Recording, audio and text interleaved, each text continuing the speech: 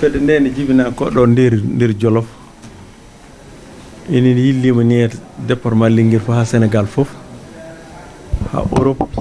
ha fof ha Afrique ha Asie fedde ne ganduɗa hen daari pour affaire alam o jaggirande hono wiyete population o a caɗele mumen ɓe mbawa ɗum yettinde won caɗele mbawa ɗum yettinde maire ɓe walla ɓe yettire autorité locale o ha autorité administrative o wona sous préfet ene gouverneur en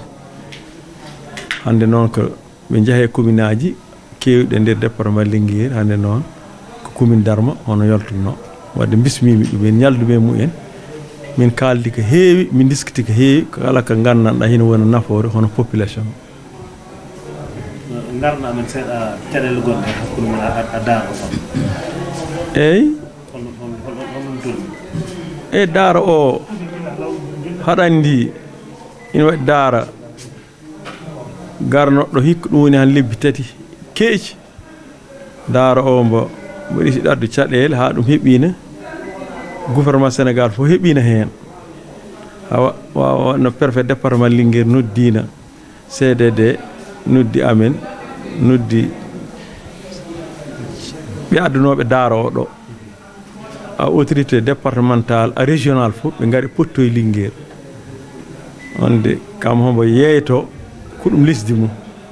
yeyti ko ganduɗa hakkilo wawa ɗum jaggo sabu 1000 hectares ɗum kam wawa won gonga a jamana men o waɗa fof ndende coo o heewi daara on wawi addu fitina taki monsieur le préfet ƴettino kuugal wadde suspendar liggey o wadde liggey o ni hen ko mbaɗa suspendre ɗum woni kala koɓe nduwno ko nen koko dartina e so nder ɗum ha joni kamen noon heɓe ɗo ɓe ciwa yaah ɗum taki min waɗa demande e monsieur le préfet et gouverneur e ministère de l'intérieur a président de la république ɗum ɗo yoɓe gar ɓe ƴeewa ɗum sabu yimɓe ɓe ganduɗa ɓe gari hay autorité goto local yo autorité gouvernement ɓe tinani eɓe gardini doole ɗum noon ɗum moƴƴani hono lesdi sakka gara lesdi yimɓe garda ha ɗaɓɓaɗo e ɗum ko an jeeyi ɗum taki minen mbatti hakkille min mbattina hakkille ayata o sabu goɗɗum ko kamen jogui ɗum minen min jogui ko ɗum wona gonga min kollira ɗum est ce que heddi ko noon hono kamen jogui ɗum wadde yo ɓen dara darde yawde ha o dossier kam hono ba heede senga eyyi daaro ko biyeteɗo Seykouna Mbakke ɓiɗɗo Hamsata Mbakke to daaro musti woni kam addi ɗon daaro on addi ɗon wiyete ko Abdou Samad Mbakke eyyi on noon ko Touba woni mbaɗi ɗon sengaji mumen ɓe tartini ɓe goni ɗon ɗumen ko ɓen dan goni stade ɗo daaro hande kala gonɗo département Linguére a haɗani ni ɗum wayi kala gonɗo région Louga haɗani ni ɗum wayi e ko ɓen dan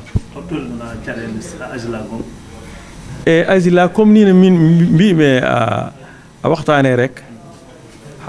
min to banggue commune bu Deyali hakkude amen Asila pour ni no kaake ɗi jaggatir ko nande ɗum min mi ala hen e caɗele gote mi ala hen so woni noon min jogui caɗele noon ɓe garino ɗo noon contrat o mo gandanɗa on fonno ƴewte yimɓe ganda ko ɗum ɓe godi ɓe godani ɗum e ko ɗum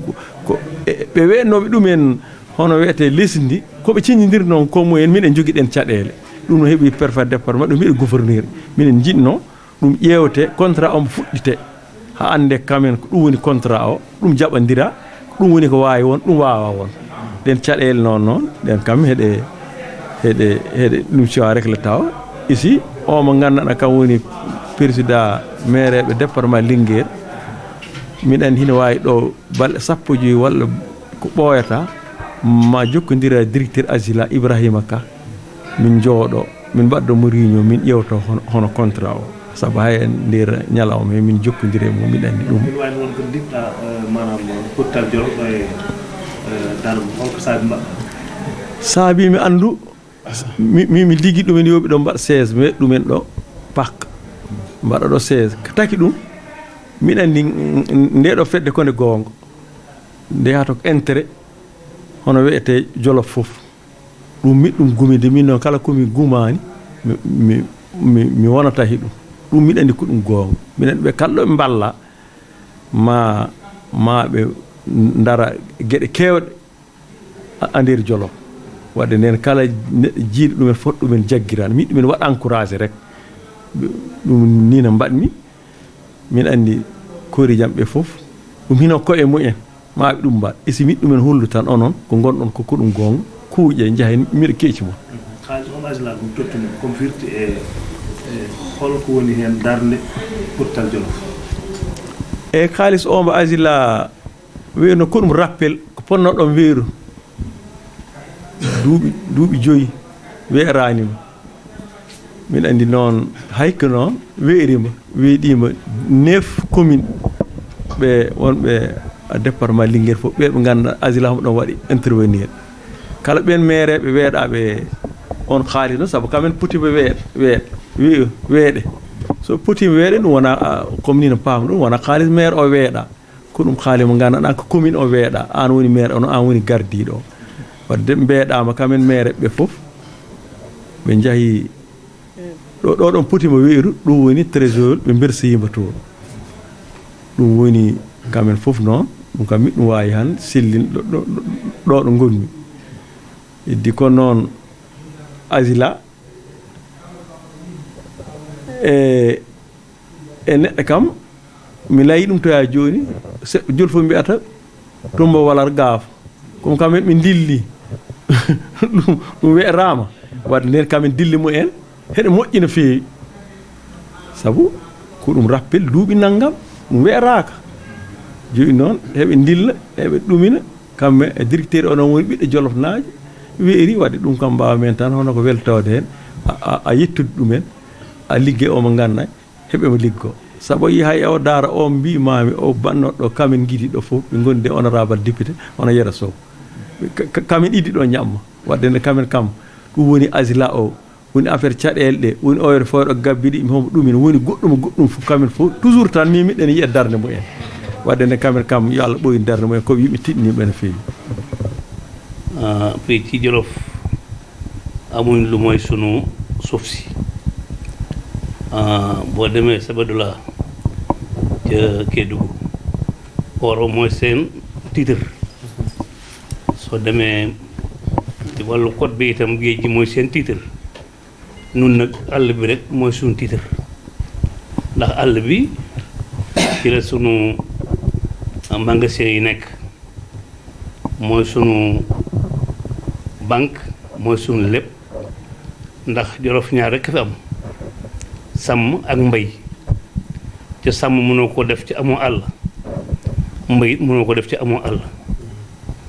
moo tax képp ku jóg nag di ñu sàmmale àll bi bañ lu koy yàq walla ku ci wattu dugg di ci duggee da nga am doole nga di ñu ci jàppale kooku dañ lay sant lay gërëm moo tax seen mbootaay gi ñu ngi koy sant ñu ngi koy gërëm comme ni ko maire waxee rek fii nag ci commune bu Diary dëgg la amoon na àll ndax wax naan ko boo jógee dëkk bu ñu fooy loolu ba ngay dem Arma y a de 70 kilomètres ak 40 kilomètres largeur longueur 70 kilomètres largeur 40 kilomètres kooku àll la waaye dafa jeex ndax li ko jeexal mooy li nekkoon ci wàllu forêt bi comme ni ko maire waxee léegi waxaat leen ko noonu rek moo fi nekk 75000 hectares la woon 75000 hectares yu nag ñu di ko exploité ba jël ci 35000 hectares 35000 hectares yu yëpp ñi ñu ko jox mooy ay kilifa yuy bay ñoom lañ ko jox ci 35000 hectares yu am na ñoo xam ne ñu ëpp foofu lañ dëkkoon mooy ay sàmm mooy ay baykat ñun ñëpp foofu lañ nekkoon di jaay seen doole dafa sàmm dafa bëgg waaye ñu jox ko ay kilifa ba tax ñoom ñëpp ñu jóge fa daw si ci 40000 hectares yi des 40000 hectares yu des nag ci leen ñu ñëpp ñii sàmm ak ñi bay ñëpp te leen dajaloo nga xam ne xëjtuñ ci sax te umpale wu leen ni fii bu demee ba mois de août li nga xam ne mooy éleveurs yi nga xam ne ñoo jógee di nga am Siin ak yu jógee di nga am Bawol ak yu jógee Kajoor ñëpp fii lañu naw si su ko defee àll bi 40 hectares yu muy bëri ñax ba day daal di gaaw a jeex ba ñi fi dëkk sax ñoom ñëpp dañuy immigré ñi màng dem mbuti di nga am Saalum ba jéeyu ju mag dañ fa fekk ndax nag ma nekk fii fii ba fii ñu koy toogee nii tey ñu fi dëkkoon ñëpp tey seen jiw mënatu fa nekk ndax àll bi jeex na ndax jur gi ñoo ëpp doole ñax mi ba tax na ñax bu naag bi jeex rek ñax mi jeex moo tax nag lu ne àll boobu nag ku ñu koy sàmm li des foofu mootu nangu keneen koo xam ne kii yaa ngi ci dugg di ci indi di nga am beneen jëf moo tax loolu mooy nag ay wuñu ne bu kenn bay waxuñ bu kenn sàmm de dañ ne li fi nekk mootuñ ko jox di nga am ay étranger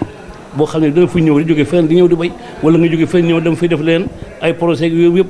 moo tax xam muy di ko aaye di ko téye ba tax nag ñu may leen yéen ñi nga xam ne yéen ñu jàppale nag ñu tàll leen loxo nag ci jàppale boobu ci seen mbootaay googu ngeen jàppale ñu ci baax a baax a baax a baax kontaan nañ ci yéen baax a baax a baax a baax. daara bi nga xam ne moo fi nekk lan moo waral ñu ragal daara bi. waaw daara bi moom li tax ñu ragal ko wolof Njaay dafa wax ne ku ndóbbi ndey sa maam ba seen du ñuul da ngay daw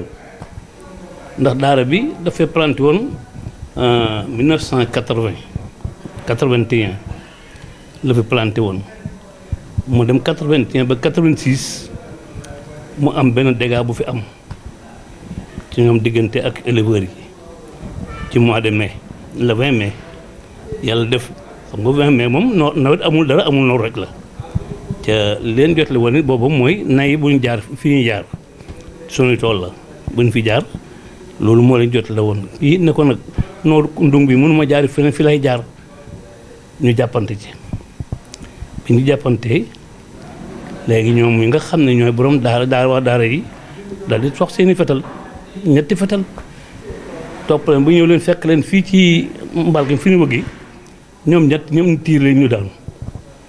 fetal leen ñoom ñëpp ñu daanu ci bul jaar fii nay naa fi jaar rek loola ba mu amee autorités yi jóg nañ ci taxaw ci ak seen fulla communauté rurale bi ba wax époque moo fa nekkoon ànd ak ay conseillers taxaw ci ak seen fulla ak population bi ba yàlla def benn kilifa bu mag moo jël kàddu laaj ñu lan mooy tax ngeen indi jàmm am fi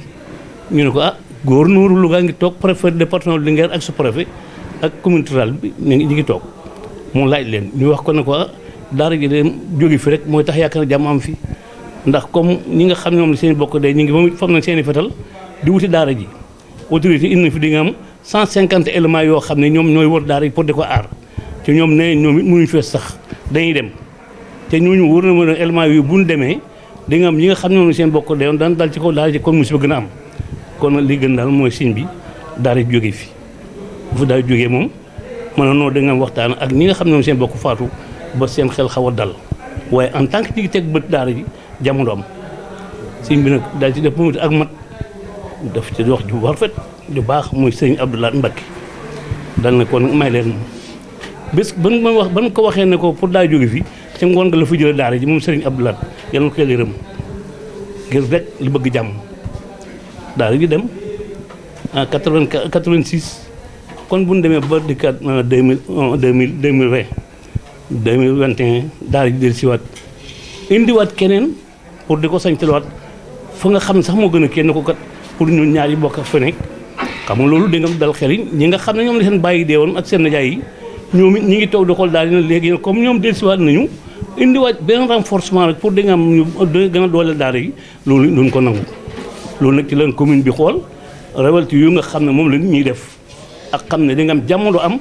ci la commune bi sukkandiku ba ànd ak population kon nag wax ci autorités yi nañu fexe kon daara ji delluwaat fa mu jógee woon delluwaat ndax jàmm am parce que da nga am lii ñu gis suñ fa béyee daara ji lu raw la amoon dana amaat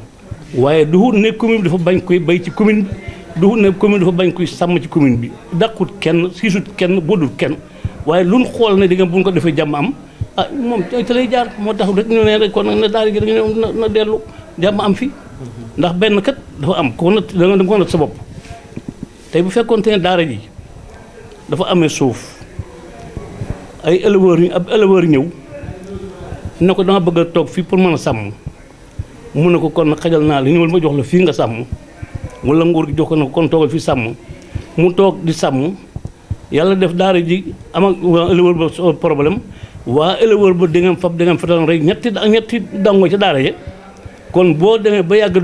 borom éleveur ba del siwaat bëgg a sañ ca daara ja yaakaar naa waa daara du ko nangu te lu ngeen dam ko nag sa bopp rek du ko nangu ndax li tax du ko nangu xelam dal la ko daloon di ko dalat kon loolu moo waral di nga am éleveurs yi ne comme ñun suñu bokk rek reyoon nañu suñu bokk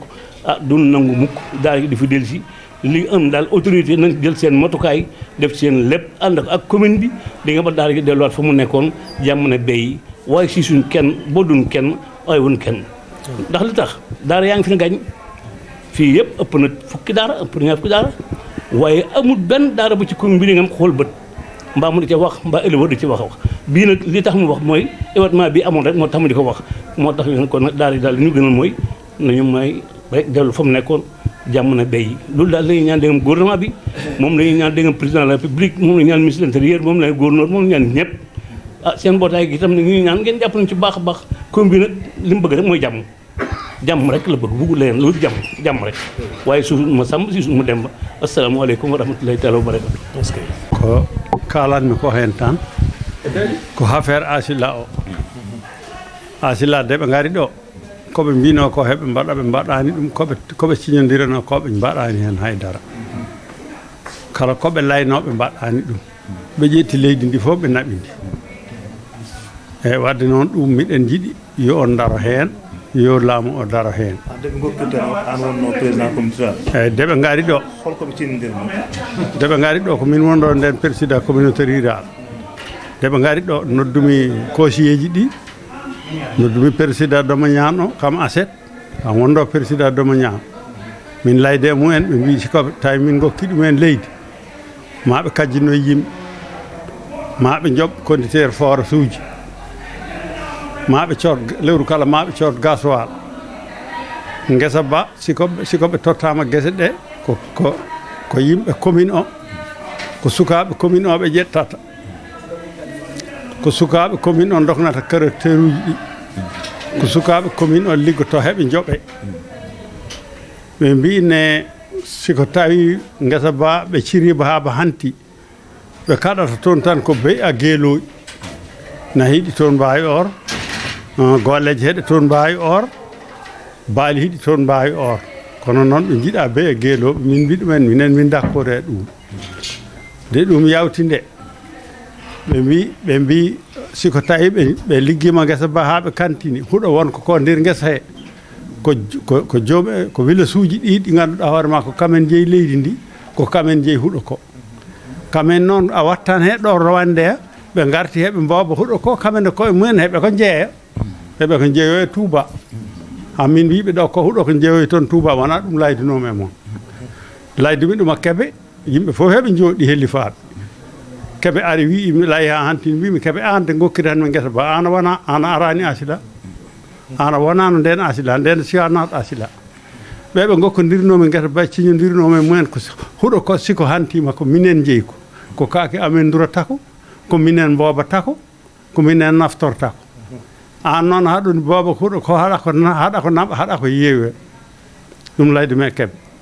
ari ɗo gokkunomi ɗum guesa goota ba yawtini hen ko wonata 2 kilométres ha addi a katani neɗɗo ha addi ha are nder terrasse neɗɗo rewe nder terrasse yawti jahami toon jahadumi toon président Domañan o mbi laymi ha layi ha hantimi ɗum keɓe ɗo ñande gokkirami ɗum an a natani asila an hanki garɗa asila min heccuma asila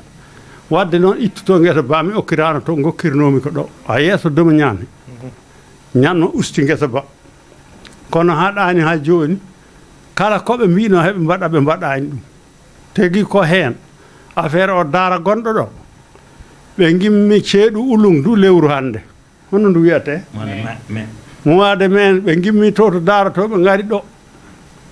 ɗo forage darɓe deali he ina waɗi golloteki aynaɓe ñallata ɓe tawi ɗon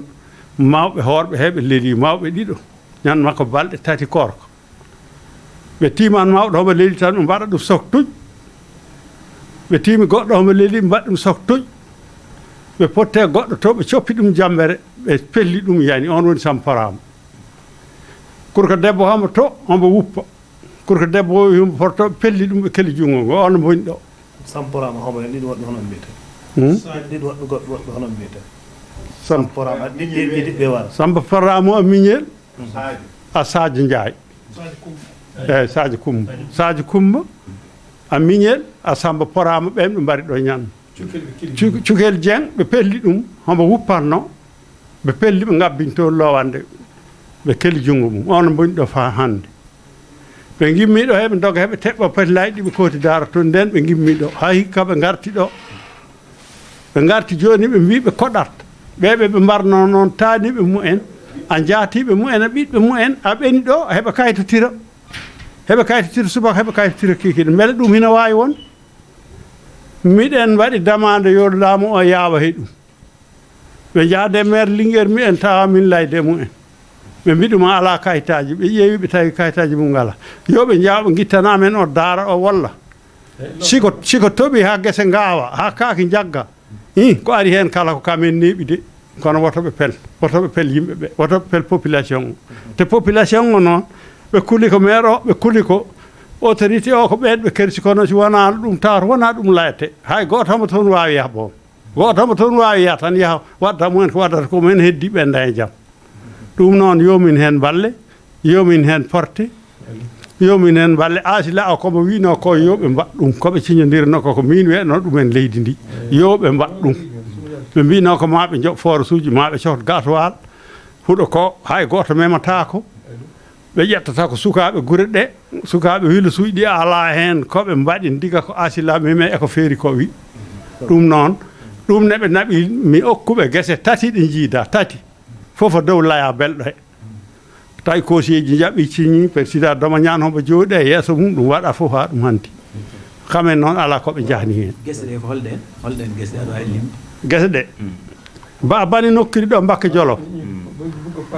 ba bani ɗo nokkiri Mbakke Jolof haaba yahi Filogo hedde Filogo hakkude deba Filogo ko 2 kilométre goɗɗo ba a bani ɗo ɗo wiyata Kejole Dedaɗe ɗo abbi heede beeli abbi beeli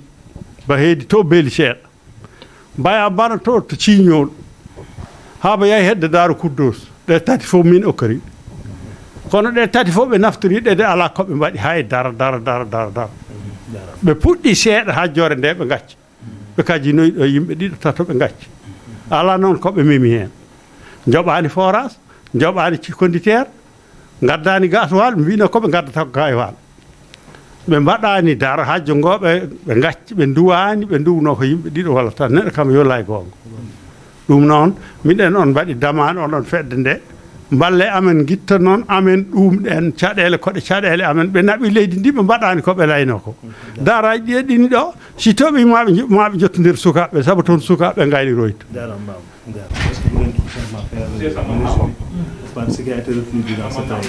Oui, merci Daoud Ba. Je rappelle que c'est le Potisal Jolof qui est une organisation citoyenne qui lutte pour la défense des droits des communautés au niveau du département de Linguère et au niveau du Sénégal, qui s'est rendu ici à Darma Déali ce matin pour rencontrer le conseil municipal, les chefs de village et les présidents des associations. Nous sommes très surpris par la forte mobilisation des communautés. Presque tous les responsables étaient présents ici. Les chefs du village, les présidents des associations de développement, les présidents des associations des éleveurs, les conseillers municipaux, les anciens PCR, surtout, qui étaient là avant M. le maire, M. Amadou Assetso. Donc nous sommes très contents et presque fiers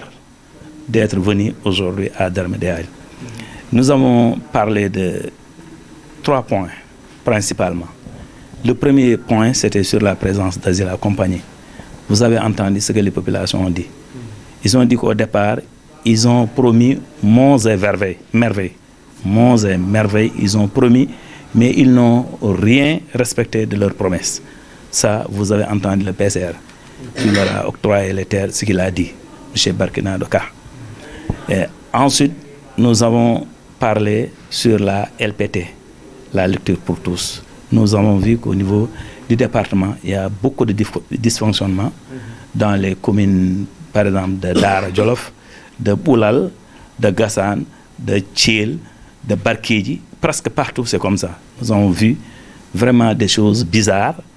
et que nous avons interpellé les autorités. Nous avons rencontré l'inspecteur M. Diallo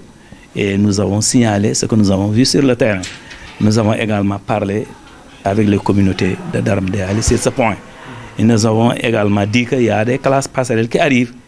Et dans la répartition, nous avons noté également des injustices. Parce que pour la région de Louga, c'est 100 classes passerelles. Le département de Louga prend presque 7 classes passerelles. Le département de Kébémer, 35 passerelles. C'est 8 classes passerelles qui sont réservées pour le département de Linguère. Nous pensons que c'est une injustice. Il faut rééquilibrer les choses. Voilà les 2 points majeurs sur lesquels nous avons discuté avec les populations. Maintenant, nous avons également parlé avec les populations, enfin, sur les difficultés qu'ils rencontrent sur le terrain, non seulement avec Azila, mais surtout le problème foncier qui est récurrent ici. Parce que nous sommes dans une zone aussi bien d'élevage que d'agriculture. Et l'agriculture, souvent, est menée ici par nos parents et nos marabouts qui viennent de Touba et qui veulent de grandes parcelles pour cultiver pendant la saison des pluies. Et qu'après, disons, les récoltes, souvent il y a des différends, il y a des difficultés, il y a des heurts entre eux et les éleveurs. Et nous avons discuté avec le maire et les conseillers comment faire pour régler ces questions à l'amiable, pour qu'il n'y ait pas de conflit, pour qu'il n'y ait pas de violence. Parce que Potel Djolof a toujours œuvré pour la paix civile, pour l'entente entre les communautés. Donc nous avons alerté pour que le Dara dont il est question, nous en avons parlé l'autre jour, dont il est question ici, et le Dara des derniers marabouts qui est venu ici en 2021 et qui veut s'installer ici d'autorité sans passer par la mairie, sans passer par les autorités du commandement. Nous avons dit au commandement et nous avons dit également aux collectivités territoriales que cette question se règle rapidement. Parce que sinon, pendant les pluies ou bien pendant la saison des semis ou des récoltes, il se peut qu'il y ait des difficultés à tout instant. Donc il faut alerter à temps pour que le commandement prenne en charge le problème rapidement. Voilà les points sur lesquels nous avons discuté avec les communautés. Par rapport à tous ces problèmes soulevés par la population. Bon, Potel Djolof demande à Azila d'abord de respecter ses engagements. Ces engagements, vous avez entendu tout à l'heure le président du conseil, l'ancien président du conseil rural, celui qui leur a donné ces terres-là, avec son conseil rural, ce qu'il a dit, que Azila respecte ses engagements. Au départ, elle avait dit qu'elle n'interdit ni vaches, ni moutons, ni veaux. Peut-être ce sont des chèvres et peut-être les chameaux qui sont interdits pour un temps. Les chameaux peut-être pour toujours, mais les peuples d'ici n'ont pas de chameaux. Mais les chèvres pour un temps déterminé, pour 5 ans. Après les 5 ans, Azila est là depuis presque 20 ans. Hein. Depuis 98, 99, ils sont là. Donc pour les chèvres, il n'y a pas de raison, de motif pour qu'elle empêche les chèvres de vaquer et de paître dans les champs, dans les périmètres d'Azila. Les vaches, la même chose. Les moutons, la même chose. Voilà ce que nous attendons d'Azila. Et que Azila, également, sur le plan social, qu'elle respecte également ses engagements. Elle connaît ce qu'elle avait dit. Elle a signé des engagements. Même si on n'a pas vu de convention, de contrat, mais au moins, le préfet nous a dit ouvertement et publiquement qu'il y a eu quelques engagements d'Azila. Et que ces engagements, Azila ne les a pas respectés. Voilà ce que nous demandons, tout ce que nous demandons. Nous ne demandons pas plus. Quelle appréciation faites-vous par rapport à l'opérateur que M. le maire nous a octroyé? Oui, nous remercions M. le maire. Nous ne cessons de le remercier. Et au départ, on avait quelques doutes. Voilà. Parce que quand on citait les maires qui sont avec nous au niveau du département, on ne les citait pas. Mais il y a eu un problème ici. Nous sommes venus. Lorsque nous étions venus, mais il nous a retenus ici pendant toute une journée. On devait rentrer presque à midi.